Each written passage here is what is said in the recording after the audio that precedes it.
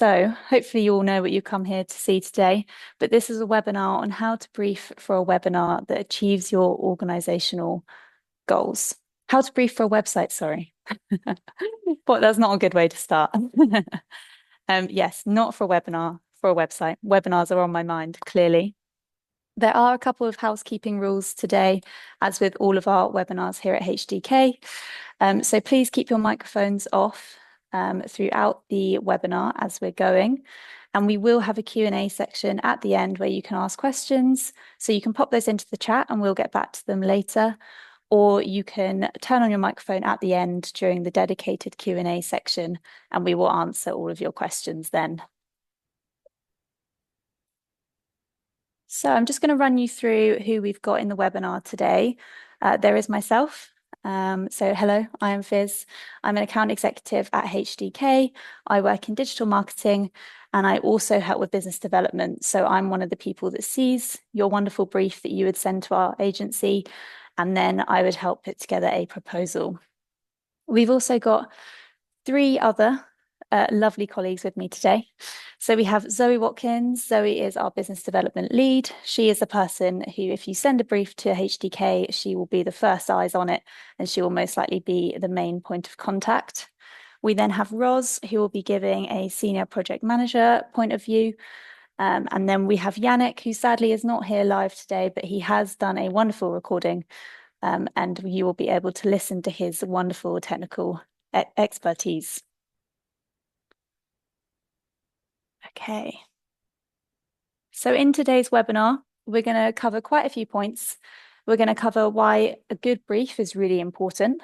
We're going to cover what to include, common pitfalls and mistakes, how to approach technical aspects, and then finally, as I mentioned earlier, we will have a Q&A. So I hope you all enjoy, hope you learn lots. I'm now going to pass on to Zoe, who will get started. Hi everyone, I'm Zoe. I'm a white female with mid-length blonde hair and I'm nice and cozy today in a big cream jumper. As Fiz mentioned, at HDK I look after business development, so a lot of my time is spent reviewing new briefs and helping clients to get started on the right foot. So why is a good website brief so important?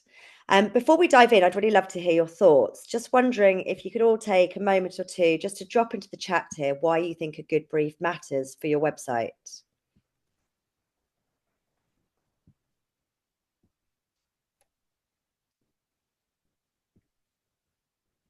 Just any thoughts on why you feel a good website brief is so important to achieving your goals?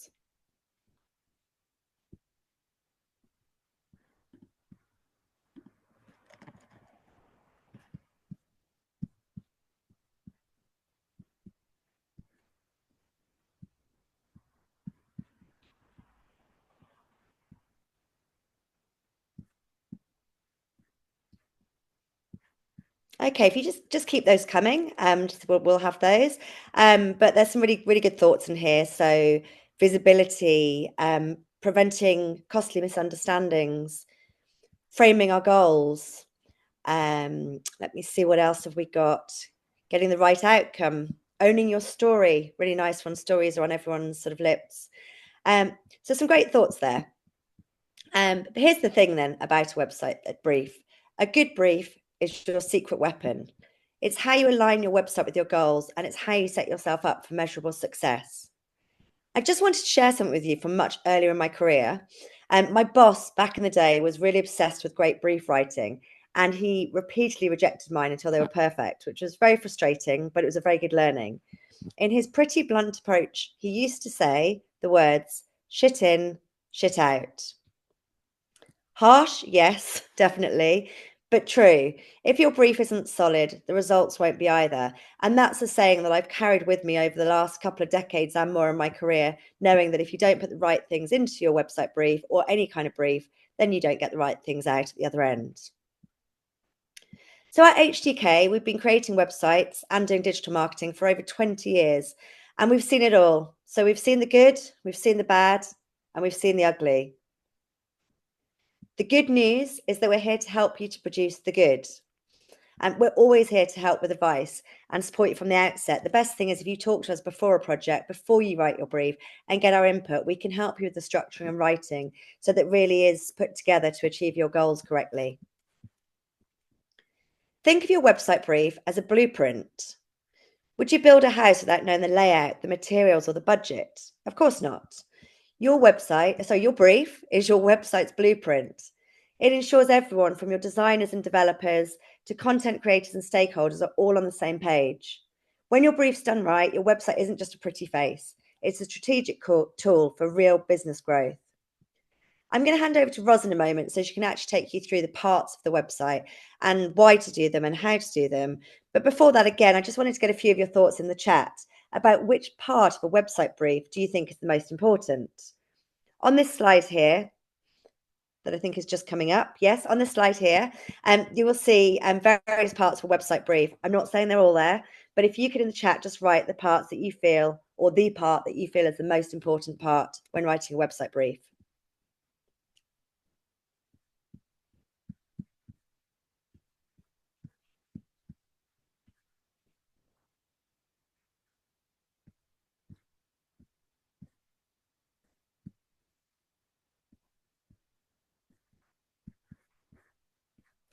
Great. There's some good thoughts coming in here. I have to say there's a very sort of common thread that's happening. So keep popping those in just as I carry on. But really what I'm seeing is a lot of people are saying objectives. Great. Objectives are really important, and particularly having sort of clear, measurable objectives, smart objectives, as we would say. The thing is, though, here that none of you are actually right and none of you are wrong. Every part of the brief is as vital. So there's no point having great objectives if there's no budget and timeline, or having a really clear, well-structured budget if we don't know who your audiences are. All those pieces work together to create the whole. And that's why Ros is now going to walk you through the elements of a good brief and also sum up some of the common pitfalls that you could avoid. Hi, I'm Ros. I'm a project manager here at HDK. I'm a white woman with brown hair, brown eyes, and I've got a pink jumper on today.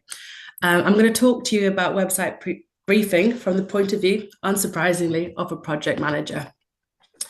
So as Zoe mentioned, a brief will be reviewed by the full website team. So it's key to ensure that each department has the information they need to allow them to be as specific as possible about how they plan to achieve your project goals.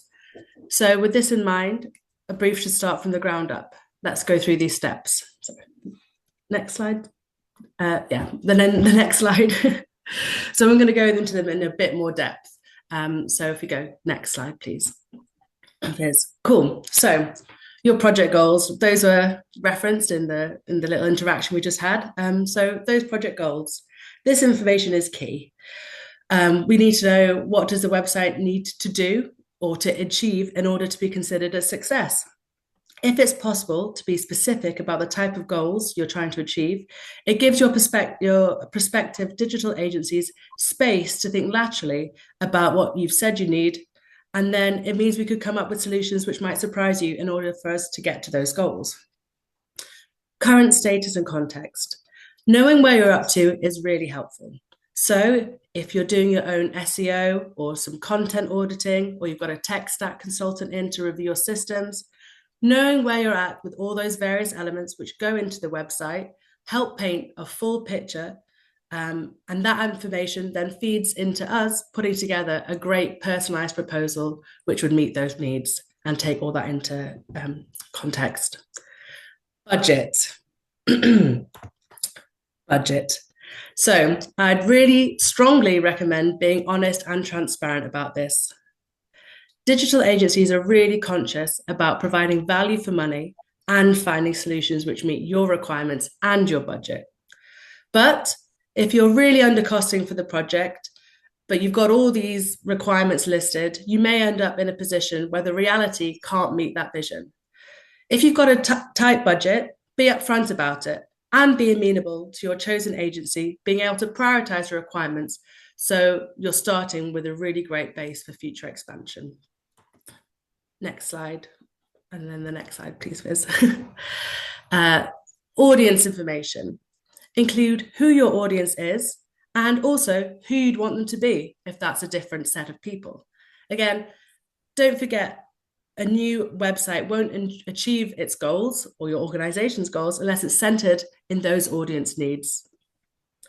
Design inspiration can be really helpful for us to understand the kind of site you want, but it's just as important to know if there's something you really don't want. Don't worry, all this will be fleshed out more as you go through the design process, but knowing your likes and dislikes can be really helpful and have an impact on what we'd want to consider for the design stage. Competitor information is great. You know your business and your market best. And even though we can research and find this information, you sharing how you perceive your competitors is really useful.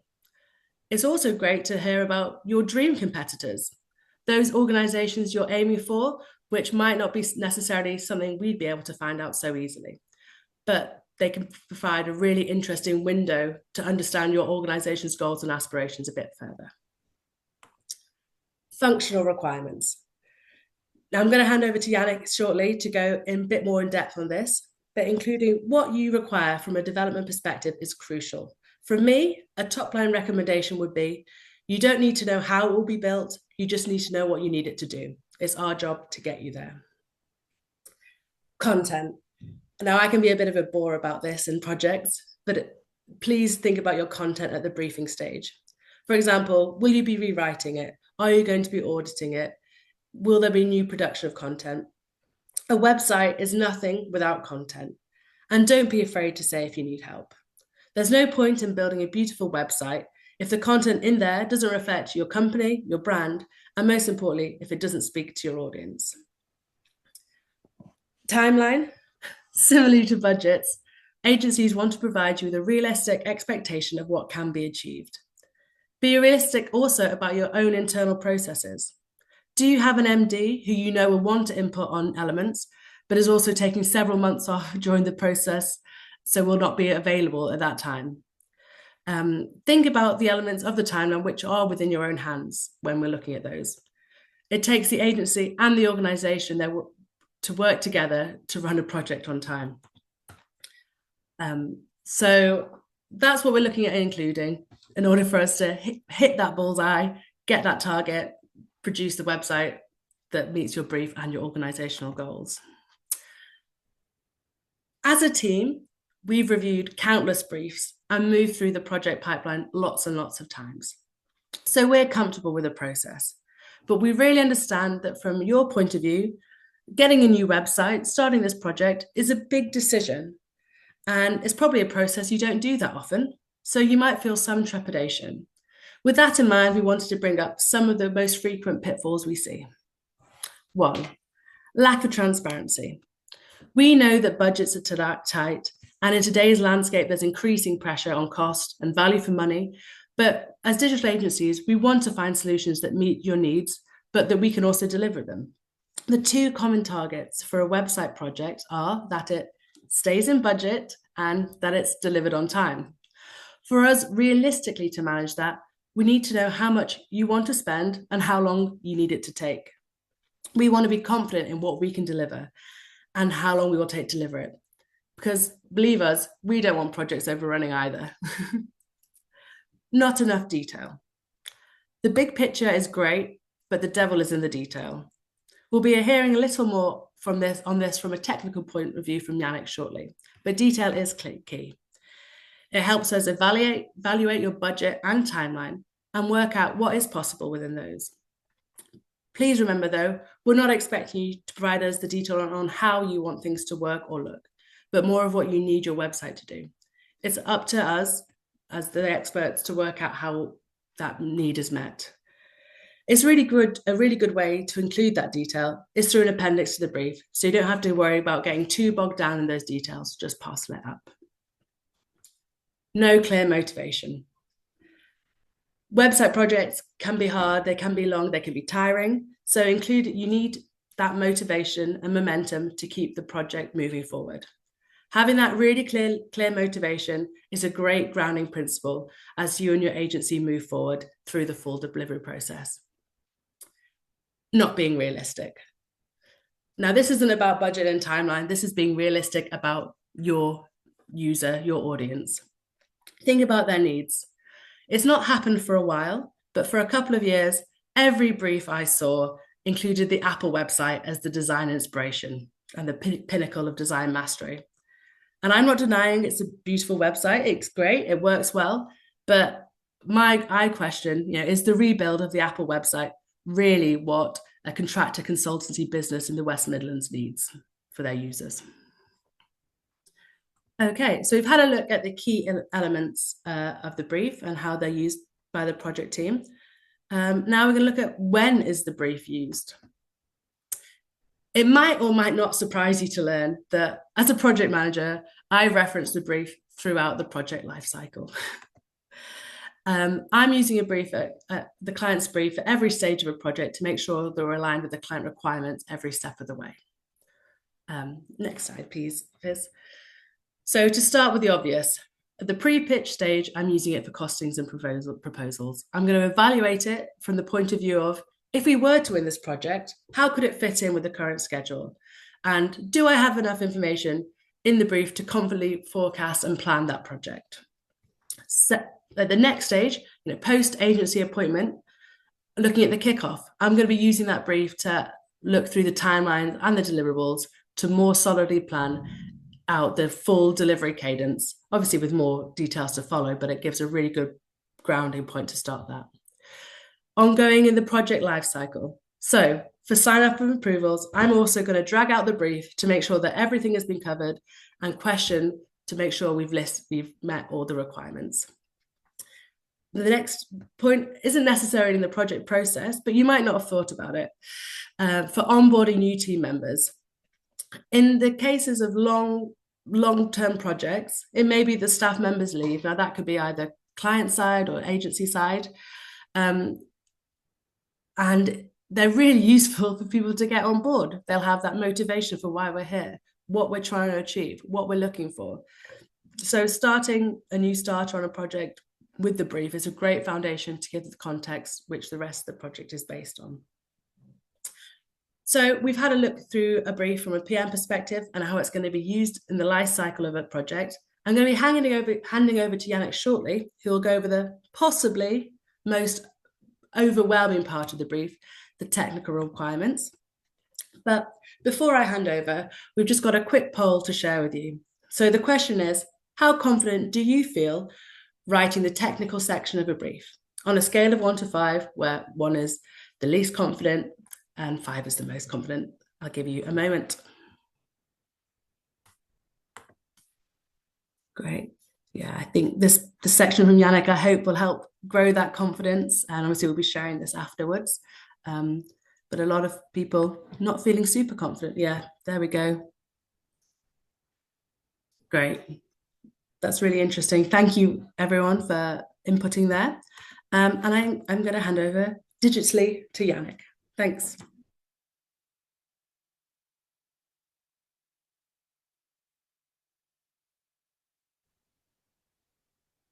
Hi everyone, my name's Yannick. I'm a technical lead here at HDK. I'm a white man with a maroon jumper, not much hair, and bright blue eyes. So, how to approach the technical aspects of a brief? And it can feel hard to begin writing this section because there's a sense that sometimes you don't want to get it wrong or you don't want to say the wrong thing. But I wanted to kick this section off by saying that you don't have to have all the answers. So it's the agency's or the appointer's job to find a solution to what you need. And the brief is an important tool to give an idea or expectation of what it is that you need. So what is a technical person actually looking for in a brief? So what they're looking for is, what is your current landscape? What current systems are you using? What current software are you using, or what are you currently doing? Do you have any objectives and expectations? Are you looking to achieve a certain objective, like integrate a specific system? Do you have any expectations around traffic or accessibility or sustainability? Problems and ideal solutions. So do you have any particular problems that you're looking to overcome or that you're experiencing or that you want to have attention towards? And do you have any ideal solutions? So For example, one button to bring in all of the events, so you don't need to put event information into two places at once. Um, or do you have an example website that you would really like to have something similar to another website that you can show? And finally, have you made any hard system choices already, or do you have any systems that you're currently using that you can't or don't want to move away from? So any membership systems, for example, or communication systems. So knowing what a technical person is looking for, where do you start? So I'd normally say what I like to always advise is just start with what you know. Just write down what types of systems are you using, and how are you using them. So what is it that you're using for the website content management? What are you using to update the content on your website? And it's a really beautiful exercise of talking to the different people or departments in your organizations just to understand what are they doing with the website? Do they have any systems you don't know about? From there, what do you like or what do you not like? So what things do you like and want to keep, and what things don't you like and want to change? And then from there, what do you want to do? Are there specific things that you want to do with this brief? Are you looking to integrate a specific system or overcome a specific problem or achieve a certain standard, perhaps in accessibility or sustainability? Which leads on to, what do you want to keep of your current setup and what do you want to change? And these kind of questionings and going through this will give you a good idea of the kind of meat or the content of what you want to put into the brief. And then it's about structuring it and how you can structure it together. So in a little bit more specifics, that might be something like looking at your content management system. So what are you currently using to update on your website? Are you using a content management system like WordPress or Craft CMS, Drupal, Joomla? What kind of updates are you doing? What kind of departments or people are interacting with that? Are there any specific pieces of content that you're updating? Are there any issues that you're coming into? And then looking at any integrations or systems that you're using. So like a ticketing system, a membership system, a donation system, a communication system, or a shop system. What's their relationship with the website? And if you don't know, it's enough to say that there's this system in play and has a relationship with the website. Is it embedded with a form? Do you have a custom API? Is it just externally linked to it? And what do you want to do with those systems? Do you want to keep them? Do you want to look at those systems to see how you can improve them? Where are the issues? What do you like about them? What do you not like about them? And this information is normally enough to give a technical person looking at a brief enough information to understand what it is that you're looking to achieve and what the current landscape is. So looking at the kind of possibility of how you can overcome or achieve your objectives. But if you have more room for more technical, the more information you can give, the better idea of the kind of expectation or the kind of landscape of what you're doing. And if you can go a step further, I would say looking at your hardware or specific setup or specifics. So things like your server and hosting. Do you need a specific type of hosting? Do you need a specific cloud or to use a specific type of provider? What maintenance and support do you need? Do you have any advanced analytics and tracking? Do you need a particular attention to search engine optimization or SEO? Do you need to have departments to have specific access to a website backend, but nothing else, like a reporting, for example? Do you have anything mobile device specific? So have you ever identified a drop off in a checkout, for example? Do you have any specific things about security that you need to go beyond or have particular attention to?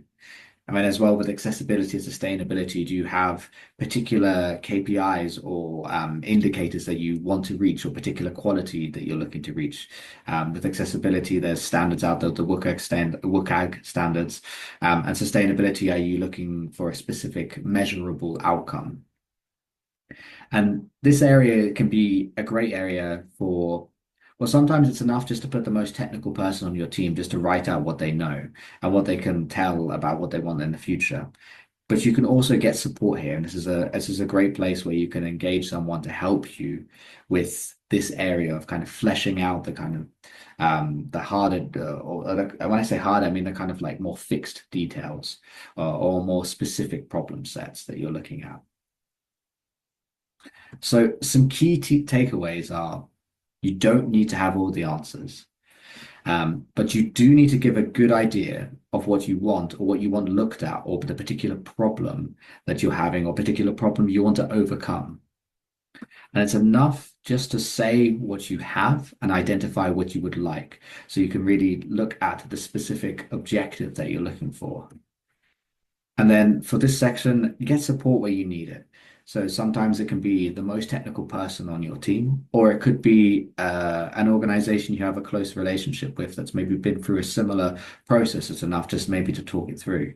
There are also consultants or other companies that are able to offer help with this. For example, the Digital Culture Network has some great articles. And also, this is a great place where you can also engage an agency to begin helping you to write this brief as well, so they can help flesh out those different elements for you. You can already begin that relationship with them. Thank you, everyone.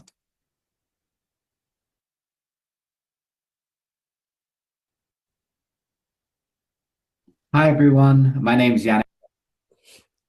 Sorry about that, everyone. So coming back to me, I think Yannick gave a really nice, clear outline there of how to approach the technical part of the brief. It's often a part that has clients scratching their heads. And I do think where he sort of said, say what you do have and say what you do need or what you need your website to do is really good advice. But obviously that's something we can help you with. So writing a brief can feel like climbing a mountain. It can feel like solving a very complex puzzle. But the point is that we are here to help. And as business development, I just sort of like to say to you all that engaging us or agencies early on in the process, before you actually issue the brief out to multiple parties, and getting us involved to actually really help you get that brief right sooner rather than later, so that you can put out something that's really clear to everyone. That would be great. And we can guide you on budgets and timelines. We can help you to define technical requirements, and we can provide templates and checklists to make it all easier. We can actually bring in relevant people from the team for each part. So if you need help with technical, we could bring in our tech lead. If you're worried about budget or timelines, we could bring in project management.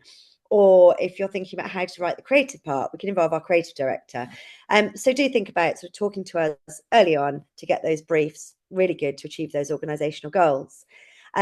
Before that, though, what we're going to do when we send out our follow-up email, which we do after every webinar, is we pulled together a best practice website briefing template along with a do's and don'ts checklist. So we'll be sharing both those tools with you all afterwards. So you've got some practical tools to take away from this webinar and start thinking about when you have your next website brief to write. All right, moving on to questions.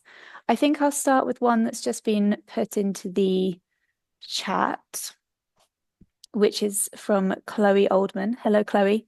And she's asked, could you please give a ballpark or from to budget for a full new theatre website that would integrate with a ticketing system? I don't know if Zoe, you would like to maybe kick us off on that one. Yeah, absolutely. I'm not sure with this question, Chloe, if you're sort of asking us to give you a ballpark here and now on the webinar, which would be difficult without any sort of qualifying of what you're looking for. But absolutely, we have potential clients coming to us or just people who are interested in writing a brief or having a new website and asking us for a ballpark. We then generally ask them what they're trying to achieve and give them a bracket between which we feel they should be looking for their budget. The questions that we'd ask would really help us to sort of develop that ballpark, but it's something we do for a lot of clients. You know, quite often we also get like a request for quote before we get a request for proposal, and that request for quote sort of actually helps to build a ballpark quote before the actual proposal or tender invitation are written. So I hope that helps. And also, like I said, I can't give you a ballpark now, and I think every agency works differently and every website is different. But do absolutely sort of speak to us if you'd like some help getting a sort of a guideline feel for a cost for a website. Okay, great. Ros, I don't know if you had any thoughts on that question. I don't have any thoughts on that one other than what Zoe said in a as a project manager, I get quite down in the detail, so I find it very difficult to give ballparks without seeing a bit more information, sadly. But I can jump in on a couple of the other questions that have come in, if that. Yeah, definitely. Please do. So Emily asked, how prescriptive do designers like clients to be in terms of design, or is it too much detail about specific look, too restrictive? From my experience, obviously, sadly, we couldn't have a designer with us today because of scheduling, but from my experience, design teams often like design inspiration and to have feedback fed in terms of what the problem is that we're trying to find a solution for rather than the specific instruction. So rather than saying that we want our links to be very close together or the content needs to be in a smaller space, the feedback would be something like, we don't feel this is open enough. We don't think we think that, so more framing feedback and design inspiration and prescription in terms of what you want it to feel like, rather than saying, can the pixels be five pixels smaller, or so on and so forth, like that. Also, Jenny asks, can you recommend a way to map your current website? Yes, there are, depends on how big your website, but there's a great tool called Screaming Frog. And there are other similar tools available online, which can do a full crawl of your website to get a link of all those, get a spreadsheet together of all your internal links, which can then be set up in a spreadsheet, current link, new link, and tools like Screaming Frog and things like that will also help extract information such as what your H1s are, what your meta titles are, so you can look at how that data can be mapped or rewritten or just reviewed in a slightly easier format than just having to look at your website individually on a page by page basis. Yeah. Brilliant. We've got another question here from Kit Miles. Hello. And he's asked, can you point us towards any helpful resources around content planning for a new design product site?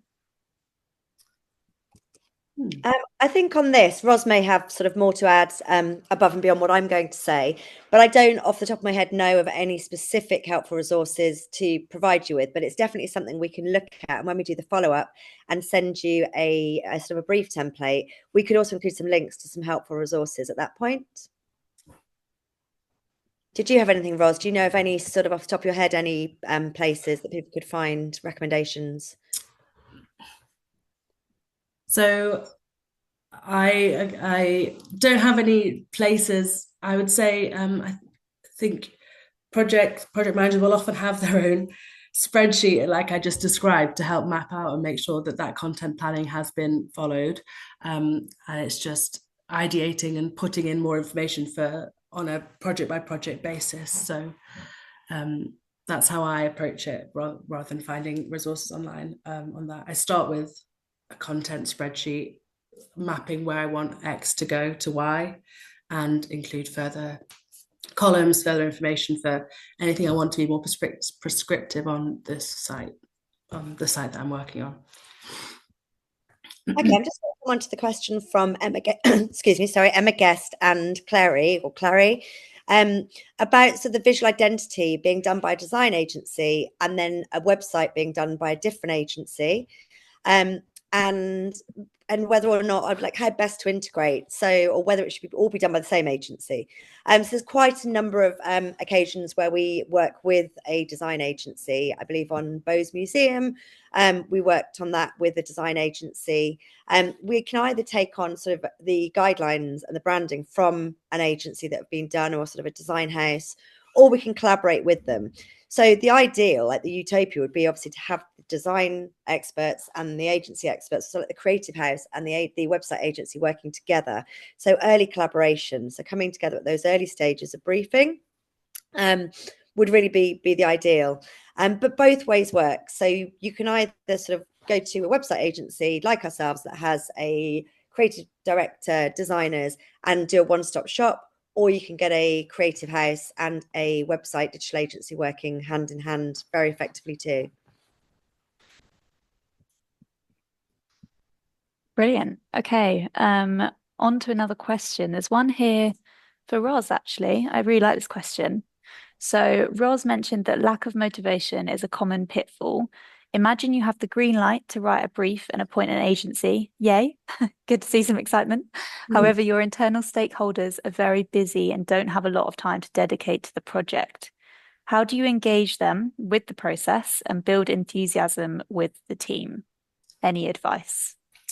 Yeah, great question, and it is something that comes up quite often. So how I would approach it is I would hopefully know those senior stakeholders quite well, so I could work out which elements of the project they would be invested in. Speaking from experience, that's often the design, the design part. So I would marshal their thoughts in terms of the design briefing and ensuring that their likes and dislikes are kind of covered. So we know that, we're not, well, especially the dislikes in those points. So we know we're not going to be coming up at a later stage with anything we know they hate. I mean, I have had a CEO who hates navy blue and it's in their brand colors, but he didn't want any navy blue used on the site. So we knew that from an early stage, it wasn't navy blue heavy. So they weren't being shown something we knew they'd hate straight away. So marshalling those likes and dislikes. And, when it comes to project planning, ideally a project manager would be able to map out when those key meetings would be and include them on the key meetings. So if we're looking at, I'm just continuing with the design, it could be the technical aspects. Some people are very invested in those tech stack discussions, but looking to schedule in those design, the first call where you walk through the homepage, making sure that they're in on that key call. And I would also invite their feedback on that call. If we know that their time is tight and it's hard to get that, or for them to get all that stuff together, gathering that immediate feedback on that call would be helpful. And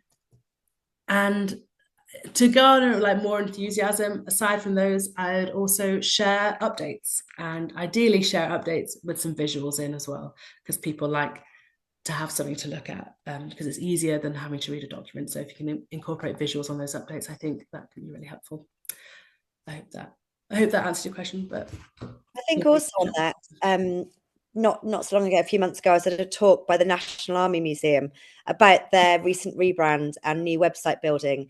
And the project manager at their end, brand manager or project manager, I can't remember exactly which one, but she had some challenges with sort of multiple stakeholders and trying to get their buy-in, trying to get them all into a room at the same time. So from the very beginning of the project, she actually did a lot of little one-to-ones. So she said she'd take the key stakeholders individually, one-to-one, over a coffee, quite relaxed, and just at key stages of the project, talk them through what was happening. And whilst that was quite a lot of her time, it actually then didn't take a lot of time of everyone in the room together. So she could sort of set the context or get people's thoughts up front or share things with people up front before actually going into a room together. So that may or may not work for your organization, but it just felt like a really effective way to get that sort of personal input from those individuals so that they are seen and heard as individuals as well as a group. So that might be something to consider. Great. Okay, so moving on to another question about budget again. We've got a question here saying it would help if you were to give some indication as to a starting point with a budget. Do you have sample ones that give an indication of what you can get for what cost? Can you point us to a site and give us an estimate? So this is a really tricky one to answer, because obviously the only ones that we know what they cost are the ones that we did and that we've built ourselves. And from a client confidentiality perspective, we obviously wouldn't be able to say, well, we did this, but this site and it cost this much. I think on the budget side, probably the best thing to do is actually arrange, if you want to talk about a budget or you want to talk about how best to go about it, we do that with prospective clients. We did it with one recently where we've won the project because they weren't sure how much budget to put to the brief, and we talked around sort of what you could achieve a website with in terms of budget, but actually added value and other things that could be achieved with more budget. So it's just really good to talk to us sort of from that bottom up perspective. And we're always happy just to jump on a sort of a no commitment call, just because you're talking to us about a potential website, a potential brief, a potential budget, doesn't mean that then you have to work with us or you feel that you have to share a brief with us when it does go out. Obviously, we would love that, but we're happy to just be here. You know, we're experts in the field and we're happy to have those conversations with you. And once we know what your website is and even just top line what you're trying to achieve, we can then give you a bracket. Absolutely. Just while we're on budgets, Carol has asked, is a low budget £5,000 to £10,000? It is for the type of websites that we do. So WordPress websites with integrations and APIs and all sorts of features. So yes, I would say that sort of £5,000 to £10,000 budget is out of our remit as an agency, and often would be like an independent website developer. I can see another question here about, to give a ballpark, I've been quoted 40,000 for a new theatre site. We have absolutely built theatre sites and other arts organisation sites for 40. We've also built them upwards of there. So I think some of the current briefs we're working on are sort of 60, 80, 50. There's one at 130, there's one at 20. So that's why it's really, really hard to say, because they're all sites that are for arts organisations that are achieving their own individual goals. They have ticketing systems or external ticketing systems, so integrated or external. And I think the integrations is a large part of it. If you want everything integrated, so you've got an all singing, all dancing website and everything's contained in one place, you're going up towards the higher end of the bracketing.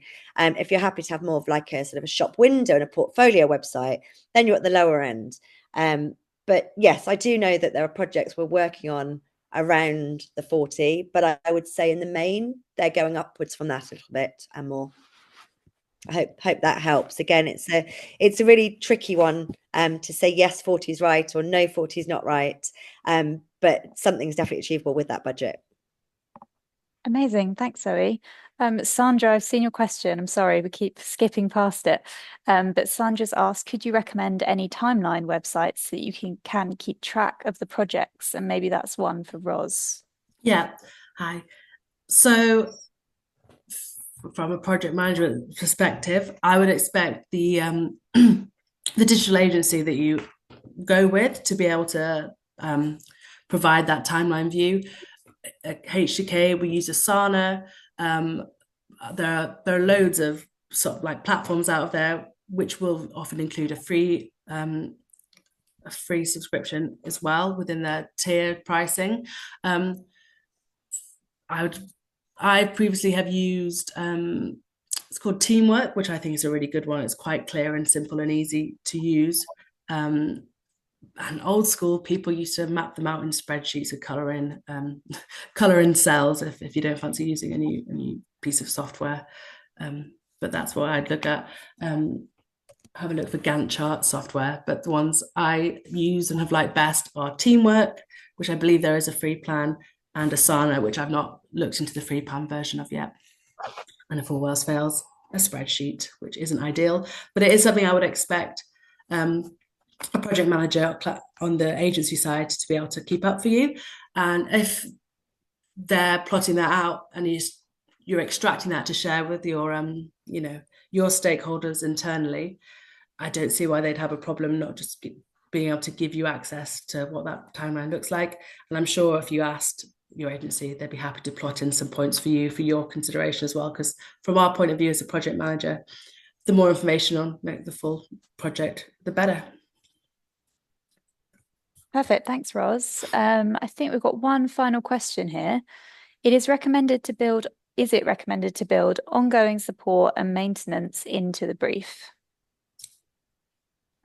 I think, from my perspective, from business development, when we get the briefs in, we would always ask if it's not been mentioned, if that is included in the budget. And what we do when we come back with a response is we'll give you a budget and sort of project response for the website, and then we'll talk you through our separate support and maintenance packages with a recommendation of the one that would be right for your own individual website. But absolutely, support and maintenance is critical. There's no point building a brilliant website and then there's nobody there to sort of look after it and love it afterwards.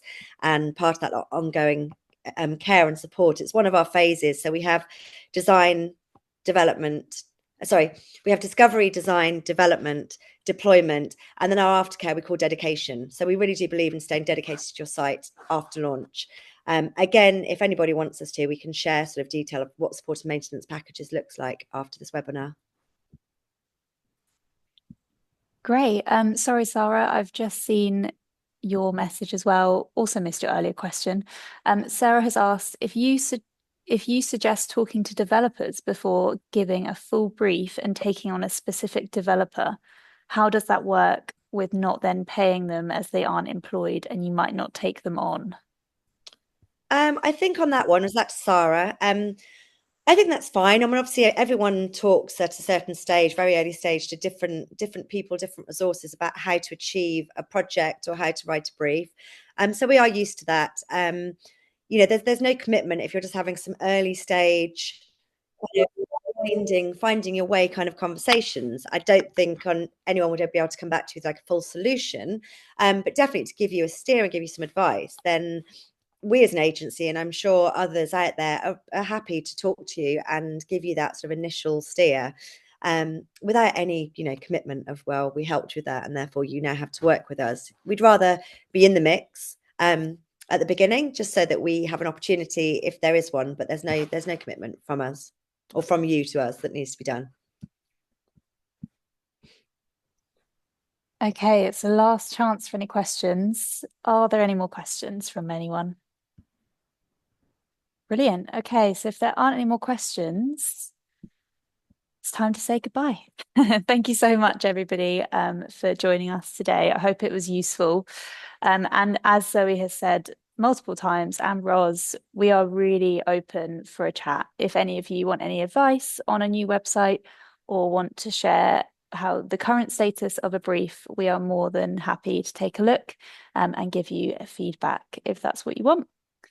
Okay, have a lovely rest of your day, everybody, and see you at the next webinar. Bye.